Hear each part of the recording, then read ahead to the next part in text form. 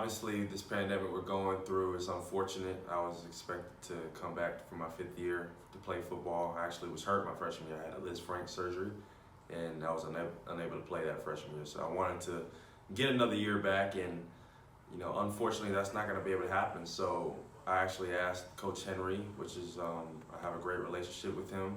He's allowed me to be a student coach, and that's a blessing because I would like to actually become a coach in my career. I would love to coach at a collegiate or professional level. So the fact that I'm going to be able to have a head start on this is a blessing. And I want to become a GA, a graduate assistant, which is you earn your master's as well as working for a football team. And I would love to do that next year, if not next semester, the semester after that. So getting a head start on that is a great opportunity, and I'm looking forward to it. So the big thing with Devin is always a little bit undersized as a defensive lineman. Played linebacker for us a couple years here as well, and was still undersized at that position as well. I think one of the big things that he's going to bring to the coaching side of things is the technique that he had to play with. He can give guys a little bit different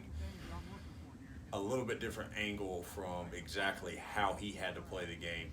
He's also a very detailed guy in terms of how he played. He wanted to make sure that he was doing things the correct way. Also comes from a coaching background with his father. So that's a big part of it as well. He understands how to communicate with guys.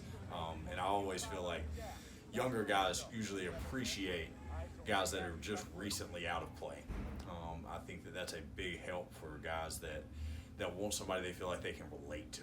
And be able to kind of correspond with in similar language and be able to understand the lingo that they're using and stuff like that. So from the earliest times I can remember, coaching has been in my life because of my father. He's been a coach in the NFL for all my life, nearly.